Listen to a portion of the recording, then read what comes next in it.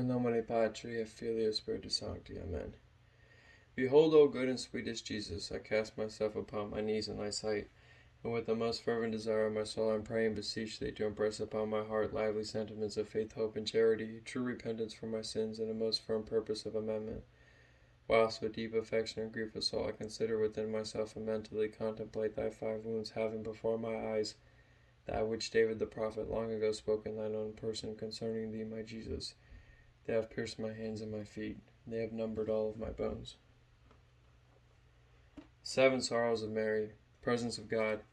Permit me, O Mary, to remain near to the cross, that I may share with you in the passion of Jesus.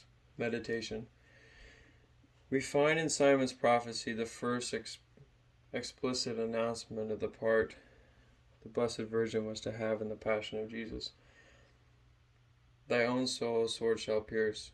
This prophecy was fulfilled on Calvary. Yes, O Blessed Mother, says St. Bernard, a sword has truly pierced your soul.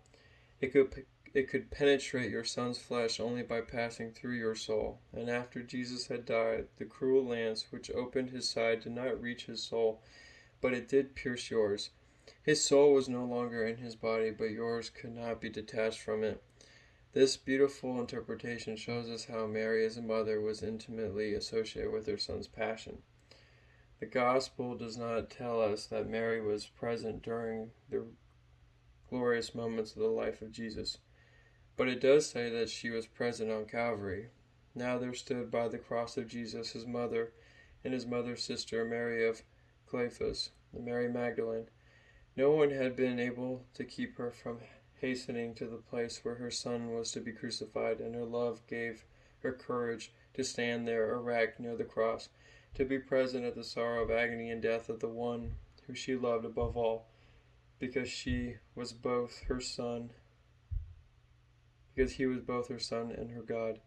Just as she had once consented to become his mother, so she would now agree to see him tortured from head to foot, and to be torn away from her by a cruel death. She not only accepted, she offered. Jesus had willingly gone to his passion, and Mary would willingly offer her well-beloved Son for the glory of the most holy Trinity and the salvation of men. That is why the sacrifice of Jesus became Mary's sacrifice, not only because Mary offered it together with Jesus and in him offered her own Son, but also because by this offering she completed the most profound holocaust of herself. Since Jesus was the center of her affections and of her whole life, God, who had given her this divine Son, asked on Calvary for a return of his gift, and Mary offered Jesus to the Father with all the love of her heart and complete adherence to the divine will. The liturgy puts on the lips of Our Lady of Sorrows these touching words: O you who pass by the way, attend and see if there be any sorrow like to my sorrow.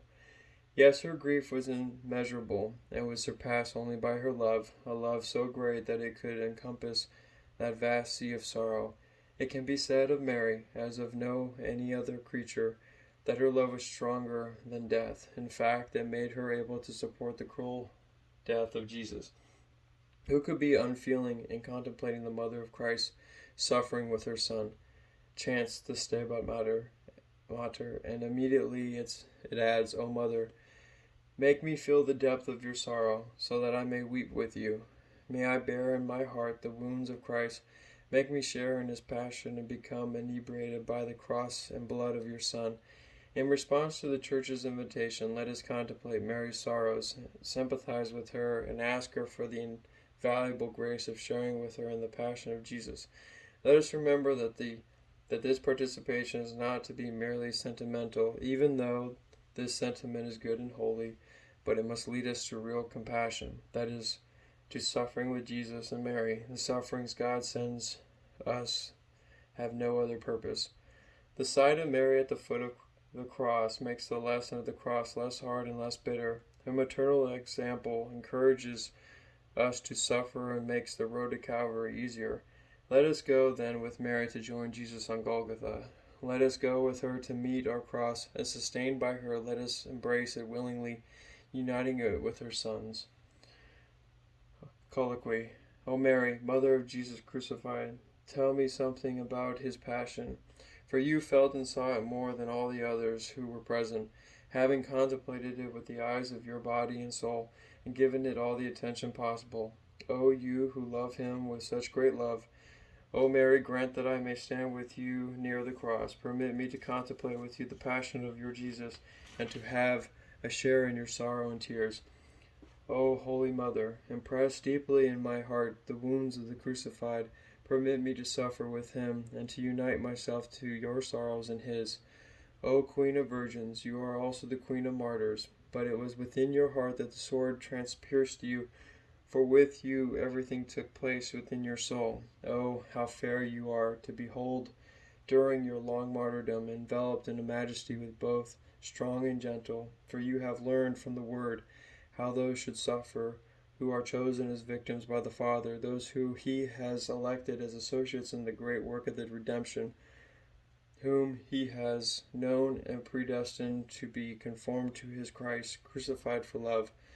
You are there, O Mary, at the foot of the cross, standing in strength and courage, and my Master says to me, Ecce mater tua, behold your mother.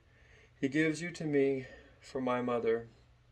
And now that he has returned to his Father and has put me in his place on the cross, so that I may fill up those things which are wanting of the sufferings of Christ in my flesh for his body, which is the church, you are still there, O Mary, to teach me to suffer as he did, to let me hear the last song of his soul, which no one but you, O Mother, could overhear, that my desire for suffering will not be sterile. Help me, O sweet Mother, to recognize in each daily suffering the cross of your Jesus, and to embrace it with love.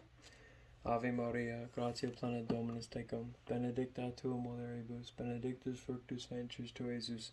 Sancta Maria, Mater Dei, ora pro nobis peccatoribus, nunc et in hora mortis nostrae. Amen. Gloria Patri et Filii et Spiritus Sancti, sic ut erat in principio nunc et semper et in saecula saeculorum.